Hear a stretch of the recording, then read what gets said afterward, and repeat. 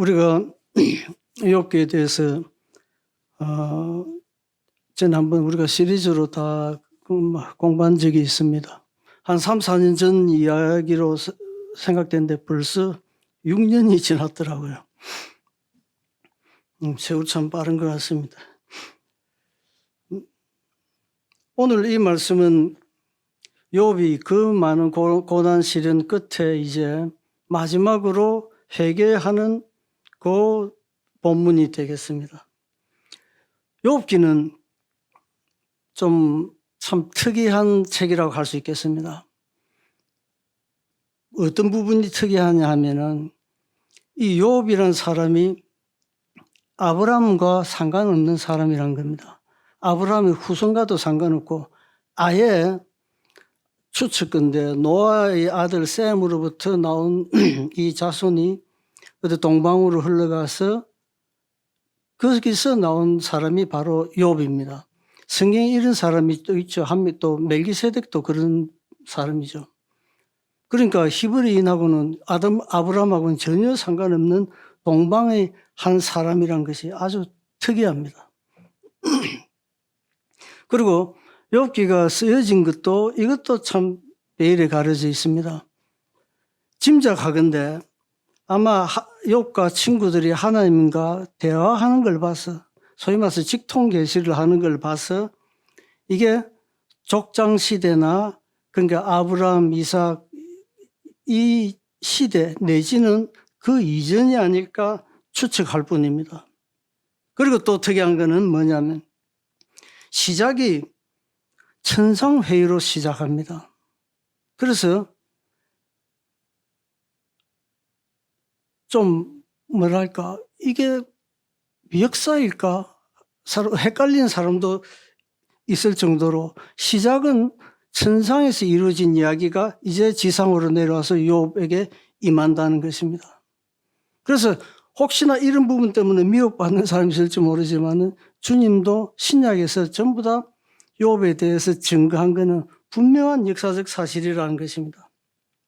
그리고 아시다시피 욥기가 기록된 이유 여러분 어떻게 이해하고 계십니까? 근데 성경을 처음 시작 보면은 하나님이 사탄에게 이제 어디 갔느냐 하니까 여기저기 다녔습니다. 그러니까 너 욥이라는 사람 봤느냐 하니까 봤다. 욥이 정말 의인이지 않느냐 막 칭찬합니다. 그러니까 사탄이 세상에 그렇게 복을 많이 주고 뭐 하면은 하나님 안 따를 사람이 누가 있겠습니까? 이제 이런 식으로 이야기를 하죠. 이때 이제 하나님께서 그러면은 네가 욥을 시험해봐라. 이제 이래가지고 그 무시무시한 욥의 고난이 시작되는 겁니다. 그러니까 어찌 보면은 사탄이 하나님 앞에서 깔짝깔짝 대서 하나님이 그냥 순간적으로 어찌 보면 사탄과의 자존심 대결에서 네가 이기나 내가 이기나 해보자 하는 그런 식으로 해서 욥의 고난이 시작된 것 같은 그런 느낌도 주고 있다는 겁니다. 그리고 이 욥기란 거는 워낙 오래된 책이긴 하지만은 요즘 같으면은 헷갈리지 않게 따옴표가 있거나 그 다음에 무슨 물음표나 느낌표나 이제 이런 것들로 해가지고 사람이 이 문장을 이해하기 쉽게 하지만 이 옛날에는 그런 게 없었어요. 그러니까 이게 시적인 표현인데다가 은유법, 그 다음에 아주 냉소적으로 풍자하는 거, 반어법, 이제 이런 내용들이 마구 섞여가 들어가니까 이게 좋다는 건지 싫다는 건지 이게 헷갈린다 알 수가 없다는 거예요. 그래서 욥기가 힘들다는 겁니다. 제일로 힘든 게 오늘의 이 주제입니다. 의인의 고난. 의인은 복을 받아야 마땅하고 악인은 하나님 처벌을 받아야 되는데 이 의인이 오늘 이 고난을 받는 주제가 이게 난해하다는 겁니다. 왜 그러냐 하면은 이 세상의 인과관계가 통하지 않기 때문에 그렇습니다. 무엇을 말하시려고 이 지금 주제를 우리에게 주셨을까요? 간단하게 욥기를 앞에 되돌아가 보면은 욥은 순식간에 모든 것을 다 상실합니다. 자기 재산, 종들 싹 다 죽고 흩어지고 다 없어집니다. 심한 것은 이제 자기의 10자녀가 한꺼번에 다 죽었다는 겁니다. 추측컨대 광풍 내지는 지진이 있죠. 이제 성경에는 광풍으로 나오죠. 옛날에는 그 건물이란 게 기둥 돌로 돼 있고 그 위에 석가래 같이 돼 있는 그 돌로 돼 그렇게 두 가지밖에 더 있었겠습니까? 그 고대에는. 그러니까 그 밑에서 사람들이 생활하다가 그냥 거기 넘어지면 와르르 깔려 다 죽는 거죠. 이런 일을 당했다고 보면 됩니다.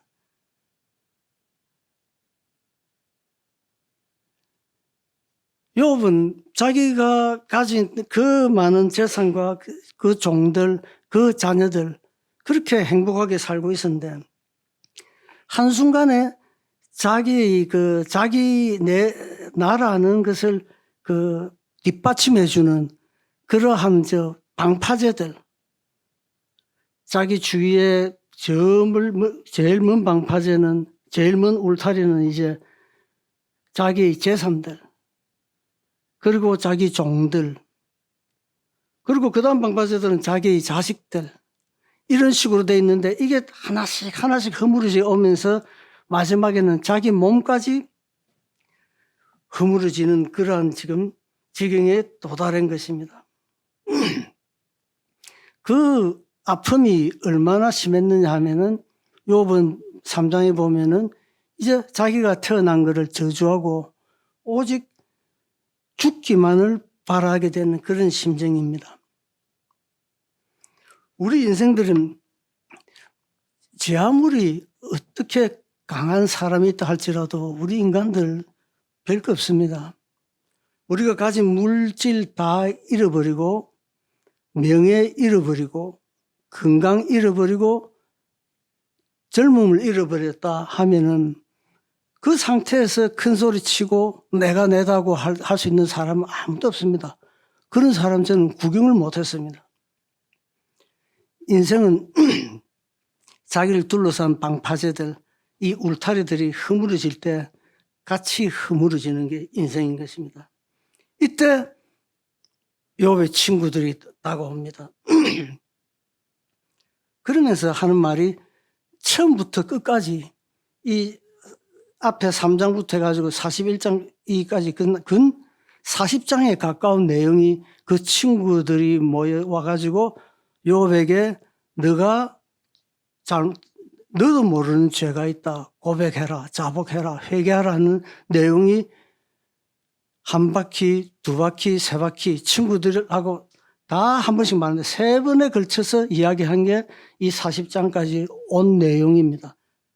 한마디로 친구들은 뭘 말하냐? 욥의 너의 고난은 인과응보다는 겁니다. 뭔가가 이유가 있다, 원인이 있다는 겁니다. 다른 말로 하면은 사필귀정, 너가 한 대로 돌아가는 것이다. 이유가 있다는 거죠. 또 다른 말로 하면 자업자득이란 말이죠. 이 외에도 수두룩하게 많습니다. 결국 너가 한 행위 때문에 그게 이유가 돼서 원인이 돼서 네가 당하는 것이다 라고 이야기하는 겁니다. 방금 내가 한자말 이야기한 거 이게 다 동양 사상들입니다. 동양의 이 사고방식들이죠. 그러면 서양에는 이런 사고방식이 없느냐? 사도행전에 우리가 28장 4절을 한번 봅시다. 사도행전 28장 4절을 보게 되면은 같이 한번 읽어보겠습니다. 원주민들이 이 짐승이 그 손에 매달려 있음을 보고 서로 말하되 진실로 이 사람은 살인한 자로다. 바다에서는 구조를 받았으나 공의가 그를 살지 못하게 함이로다 하더니 어떤 상황인지 아시겠죠?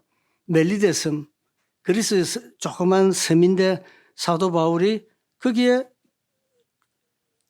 파선하게 됩니다. 그래가지고 그 원주민들 만나고 하는데 뿔 째려고 하다가 독사가 물어버린 거죠. 그 독사가 물린 상태에 그대로 있는 거 보니까 저건 죽었다.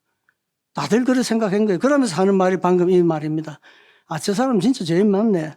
바다에서도 안 빠져 죽었지만은 결국은 저 죄값을 치르는구나. 저 독사한테 물렸으니까 진짜 바로 죽겠구나. 서양에도 마찬가지로 그리스 아닙니까? 그러니까 이 그리스 철학, 그 서양 철학 사상도 마찬가지로 이유가 있다, 원인이 있다, 인생에는 원인이 있다, 이유가 있다 하는 겁니다. 이것이 세상의 상식이자 이 세상의 모든 종교가 우리에게 이야기하는 내용입니다. 이 세 친구가 방금 이걸 도구로 삼아가지고 욥을 집요하게 공격을 해왔습니다. 그런데 이 세 친구의 이 주장들이 말이죠, 어찌 보면 참 상식적인 것 같은데 사실은 누구의 주장하고 똑같은 줄 아십니까? 사탄입니다. 사탄. 사탄이 맨 처음에 뭐라 이야기했습니까? 이유가 있으니까 하나님을 당신을 섬기는 거 아닙니까? 지가 그렇게 많은 복을 받았는데 안 섬기고 되겠습니까? 그거 빼들어 보십시오. 당장 하나님 안 섬기죠. 사탄이 한 소리하고 친구들이 한 소리가 똑같은 겁니다.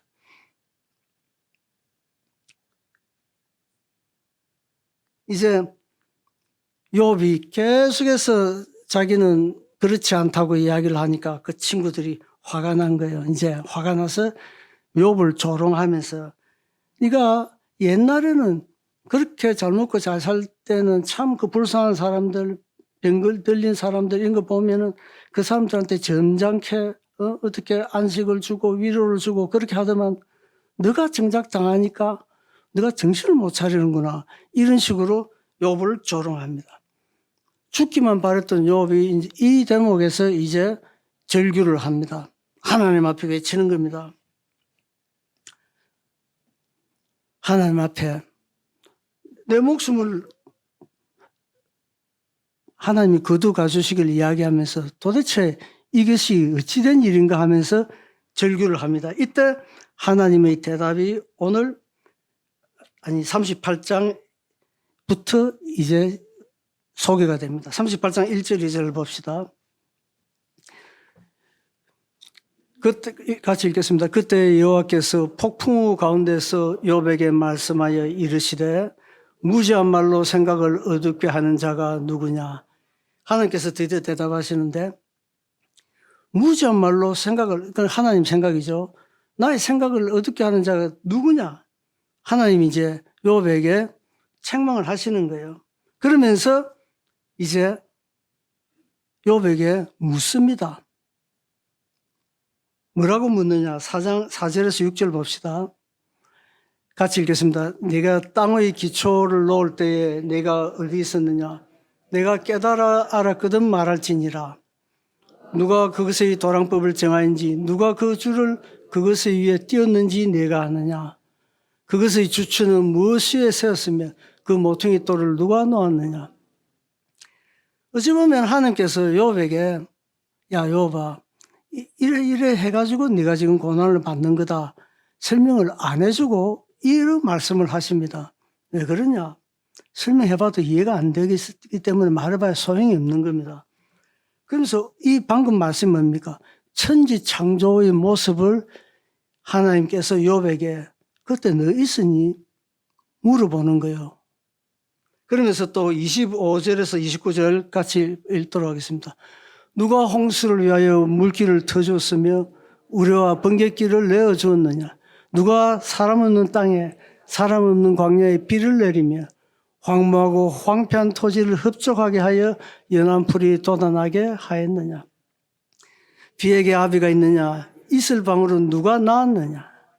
얼음은 누구의 태에서 났느냐. 공중의 서리는 누가 낳았느냐. 이 창조된 모든 삼라만상의 이 모든 이치들, 욥에게 너 이렇게 된 거를 아느냐? 이 만물이 만들어지고 지금 이런 식으로 움직여지는 걸 너가 하나라도 아는 게 있느냐? 이렇게 욥에게 이야기를 하시는 거예요. 자, 여기서 조금 몇 가지 더 보고 같이 이야기하도록 하겠습니다. 그러니까 이 우주 만물을 만들고 창조하고 어떻게 섭리하는 건 그 그걸 조금이라도 아느냐 물어보면서 39장에 보면은 또 나옵니다. 39장 1, 2절 봅시다. 산염소가 새끼 치는 때를 네가 아느냐? 암사슴이 새끼 낳는 것을 네가 본 적이 있느냐? 그것이 몇 달 만에 만삭되는지 아느냐? 그 낳을 때를 아느냐? 하나 더 봅시다. 26, 27. 매가 떠올라서 날개를 펴서 남쪽으로 향하는 것이 어찌 내 지혜로 말미암음이냐? 독수리가 공중에 떠서 높은 곳에 보금자리를 만드는 것이 어찌 내 명령을 따름이냐? 하찮은 짐승들, 벌레들까지도 이해할 수 없는 지혜를 가지고 사람이 상상할 수 없는 능력을 가지고 그 움직이고 하는 것들이 그것들이 지가 하는 거겠느냐 이 말이죠. 그걸 다 누가 하냐 이 말입니다. 그 비밀을, 그 원리를 욥아 네가 하나도 아느냐 지금 욥한테 물어보고 있는 겁니다. 그러면서 40장에 이제 보면은 욥에게 답을 해보라 이야기합니다.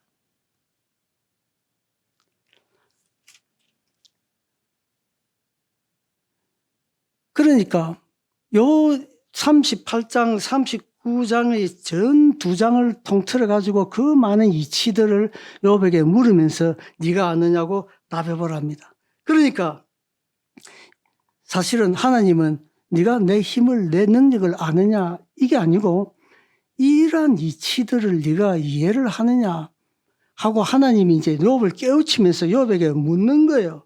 그런데 40장에 이제 욥이 뭐라고 대답하냐 하면은 4절 5절을 봅시다. 보소서 나는 비쳐나오니 무엇이라 주께 대답하리까? 손으로 내 입을 가릴 뿐이로소이다. 내가 한번 말하여서 온즉 다시는 더 대답하지 아니하겠나이다. 하나님이 이렇게 하니까 욥은 받아들이기로 하나님이 너 내 이 큰 능력을 네가 하찮은 네가 이해를 못하고 나한테 질문을 하고 따지고 대드는데 네가 아느냐 그렇게 욥은 받아들인 거예요. 그러니까 뭐라고 방금 답을 합니까? 나는 하찮고 이러니까 이제 내가 다시 답 안 하겠습니다. 그러니까 내가 이 하찮은 내가 뭘 알겠습니까? 하나님 당신이 위대한 능력의 하나님 당신이 하시는 것을 내가 어떻게 알겠습니까? 이런 반어적인 것으로 욥은 대답합니다.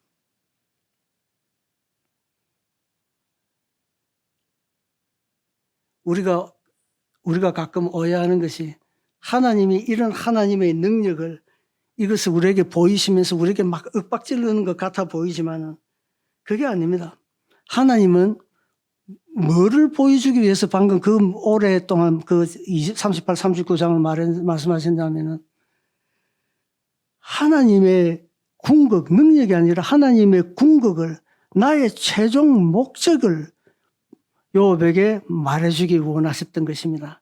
내가 이러한 것들을 다 움직이는데 내가 최종적으로 내가 왜 그러는지 너 아니? 지금 이거를 하나님이 지금 욥에게 깨우쳐주기 위해서 지금 이 말씀들을 하고 계신 것입니다. 결국 뭐냐? 38장 39절에 말한 것들은 이 세상에는 창조물이든 모든 것은 이 세상은 모든 것을 원인이 있다 말하지만은 사실은 가만히 보면은 원인이 없어요. 하나님이 행하시고 하나님이 섭리하시는 그것만 있을 뿐이지 원인이 이유가 없더라는 것입니다. 하나님께서 내가 만들고 내가 어떻게 이 모든 우주를 이 동물들을 이 벌레들을 다 움직이고 하는 것을 섭리를 보여주신 거죠. 그러면서 마지막으로 또 하나 더 보여주신데 40장과 41장을 보여주십니다. 40장이 뭐냐? 베못이라는 큰 짐승, 물에 사는 큰 짐승과 41장에 리오야단이라는 땅에 사는 큰 짐승을 보여줍니다. 이야기합니다. 베못은 하마다 악어다 하는 말이 있는데 그런 주장이 있습니다만 모르겠어요. 리오야단은 용이라는 또 말도 있고 그런데 정확하게 어떤 짐승인지는 알지는 못하나 내용상 보면은 이 세상에서 가장 무서운 짐승, 물에 사는 가장 무서운 짐승, 육지에 사는 가장 무서운 짐승, 즉 이 세상의 가장 무서운 짐승 두 개를 예를 듭니다. 그러면서 이 무서운 이 짐승들도 하나님의 창조물이라는 것이죠. 그것을 다스릴 권세를 우리 인간에게 주었고 하나님이 그걸 다 굴복시킨다는 겁니다. 결국은 너희 인간에게 이런 모든 피조물들을, 이 창조물들을, 이 무슨 짐승들도 너희 인간에게 내가 다 다스리라고 주었는데 너희 인간들이 죄를 지음으로 그것에 굴복하고 만들고 있다고 하는 것을 장장 몇 장에 걸쳐가지고 이야기를 하십니다. 이제 인간에 대해서 나의 계획을 조금이라도 이해하겠니? 이렇게 물었을 때 오늘 본문으로서 욥은 답합니다. 이것이 오늘 본문의 내용인 것입니다. 2절에 보면은 욥이 대답하는데 주께서는 못하실 일이 없사며 무슨 계획이든지 못 이룰 것이 없는 줄 아오니 이제 욥이 드디어 눈이 뜨기 시작합니다. 그러면서 3절에 무지한 말로 이치를 가리는 자가 누구니까? 아까 우리가 그 38장에서 그 자막을 아까 한번 띄웠습니다. 그게 똑같은 표현입니다.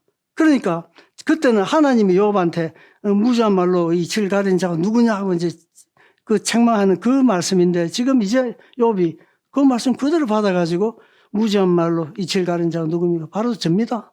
이제 자복을 하는 거죠. 그러면서 4절을 보면은 내가 말하겠으니 주를 들으시고 내가 주께 묻겠사오니 주여 내게 알게 하옵소서. 그러니까 욥은 이때까지는 자기의 고난 요것만 생각을 해왔는데 이제 드디어 눈이 어디로 돌아가냐면 하나님 당신에게 돌아가는 겁니다. 그러면서 하나님 내가 듣겠습니다. 말씀하십시오. 지금 이제 이렇게 하는 거예요. 그러면서 5절에 드디어 그 유명한 고백이 나옵니다. 내가 주께 대하여 귀로 듣기만 하였사오나 이제는 눈으로 주를 배웁나이다. 이제 주님 하나님 제가 알겠나이다 하는 것입니다. 그러면서 6절에 이제 내가 스스로 그들을 드리고 티끌과 제 가운데 해결하나이다. 그러니까 내가 하나님에 대해서 오해한 거, 하나님에 대해서 내가 잘못 알은 거, 또 나에 대해서 잘못 알은 거 이거를 회개한다고 말씀하시는 겁니다. 이야기하는 겁니다. 그런데 여러분 여기 한 가지 우리가 생각해야 될 게 이 회개가 하나님에 대한 앞에 회개지 욥이 이때까지 친구들이 말한 거 그거 친구들 말이 맞고 내가 틀렸구나 그거 잘못했다 회개하는 게 아니란 겁니다. 그걸 어디서 알 수 있냐면 7장, 8장, 9장에 다 나옵니다. 하나님께서 친구들 책망하시면서 너가 욥을 그냥 생사람 잡았다고 아주 책망을 하시는 내용이 나온 겁니다. 오로지 친구들은 도덕의 법칙, 인과관계, 인과의 법칙으로서 그걸 가지고 논리로서 욥을 책망했는데 하나님이 친구들을 책망하면서 욥의 손을 들어주셨습니다.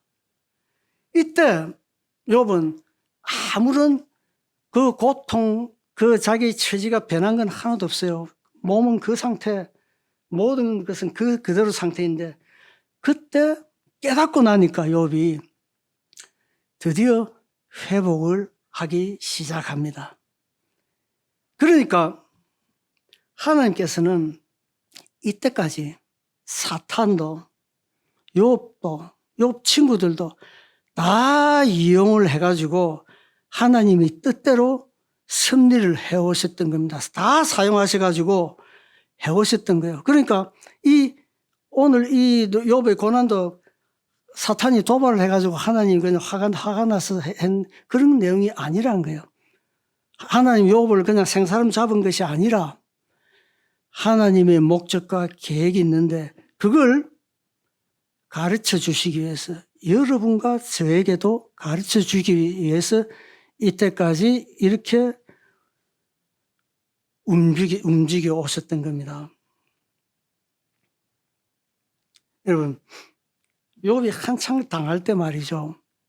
아마 이렇게 생각했을 거예요. 야, 하나님이 있나 없나? 있다 해도 너무 힘이 없는 하나님 아닌가? 왜?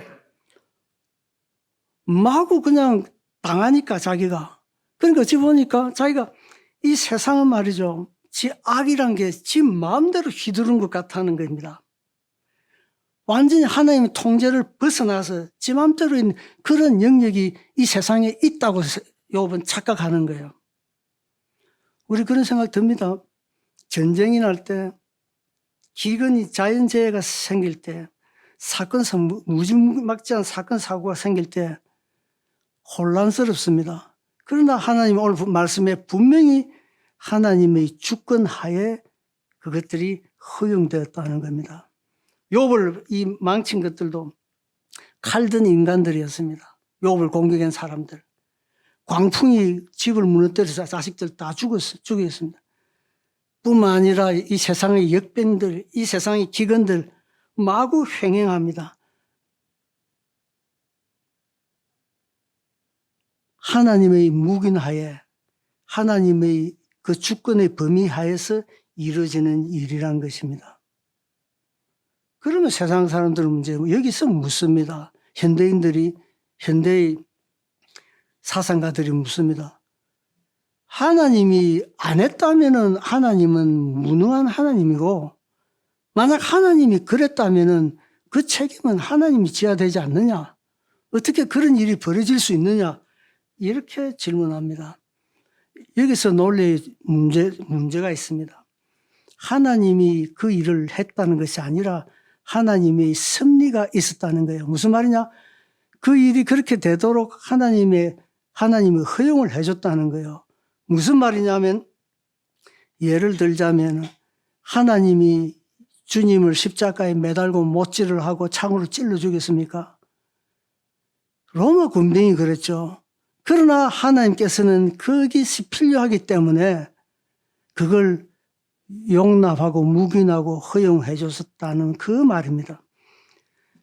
이 세상에 벌어지는 일들이 그러한 하나님의 목적과 계획이 있기 때문에 일어나고 있다는 겁니다. 그래서 그 책임을 하나님에 물어야 되지 않느냐 하는 대답은 질문은 틀렸다는 것입니다.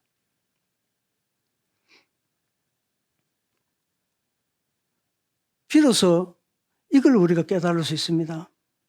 왜 욥이 아브라함하고는 무관한, 그 자손들과는 무관한 동방에 그냥 아무나 잡아가지고 하나님이 이 역사를 했을까? 그 많은 아브라함의 후손들이 있는데, 이 히브리족 중에 하나를 해도 되고 유대인들 중에서 하나를 해도 되는데 왜 동방에 아무 근거도 없는 욥을 잡아서 오늘 이 역사를 만드셨는가? 답하자면은 이 이치가, 이 말씀이 모든 세상 사람에게 통용되는 말씀이기 때문에 그렇습니다. 모든 세상 사람들에게 하나님이 이 말씀을 해주시고 싶어 하신다는 겁니다.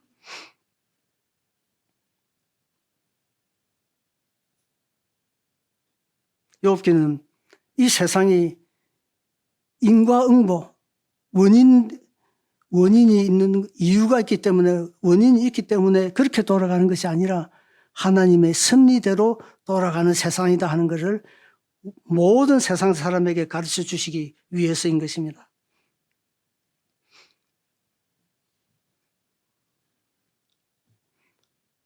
하나님께서는 의인 욥이 이 세상의 부함에, 이 세상만 바라보고 사는 삶에 취하지 않기를 바라셨던 것을 우리가 알 수 있습니다. 욥이 29장에 보면 이렇게 독백하는 게 나옵니다. 자기의 삶을, 이 비참한 상황에서 자기의 삶을 되돌아보면서 뭐라고 자기가 혼자서 중얼거리느냐.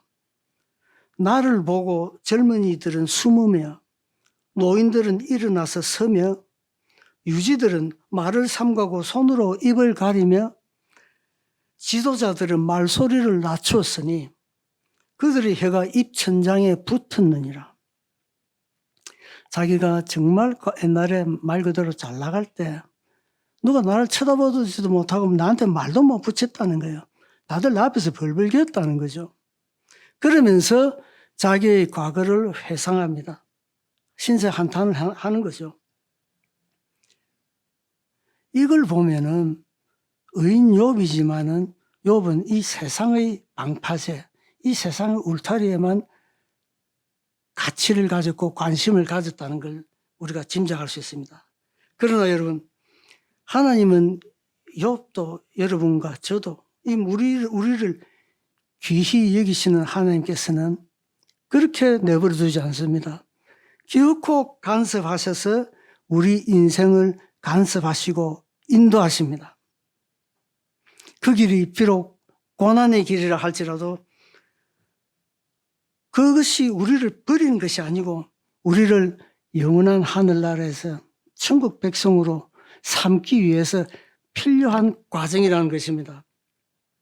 여러분, 말씀 마무리하겠습니다. 욥이 그렇게 혹독한 고난을 당했던 이유는 누구도 입대지 못하게 하기 위해서입니다. 무슨 말이냐? 이 세상에 누구도 욥과 같은 이런 고통을 당한 자는 아무도 없습니다. 그렇기 때문에 나의 고난을 내놓을 수가 없는 겁니다. 욥 앞에 서면. 또한 어떻게 비참한 처지에 빠졌다 할지라도 그 비참한 욥이 다음 시간에 어떻게 회복되는가를 우리가 이제 보게 될 것인데, 그걸 보면은 내 처지가 아무리 비참하다 할지라도 누구 소망을 버릴 그런 인간은 아무도 없다는 거예요. 욥을 보니까 얼마든지 나도 희망이 넘치고 소망이 있다는 것입니다. 우리가 시편 73편 기자 아시죠? 아삽 아시죠? 레위족으로서 평생 하나님만 섬기고 하나님에게 찬양을 한 그 아삽이 시험에 빠진 겁니다. 어떻게 악인이 저렇게 잘나고 행통하고 의인은 어떻게 이렇게 지지리도 고생만 하는가? 죽을 때까지 고생만 하다 죽으며 악인은 죽을 때도 편하게 잘만 편하게 죽더라 하는 겁니다. 이게 너무너무 시험거리였습니다. 그러나 여러분, 악인의 형통, 의인의 고난, 이것 때문에 우리가 미혹되지 맙시다.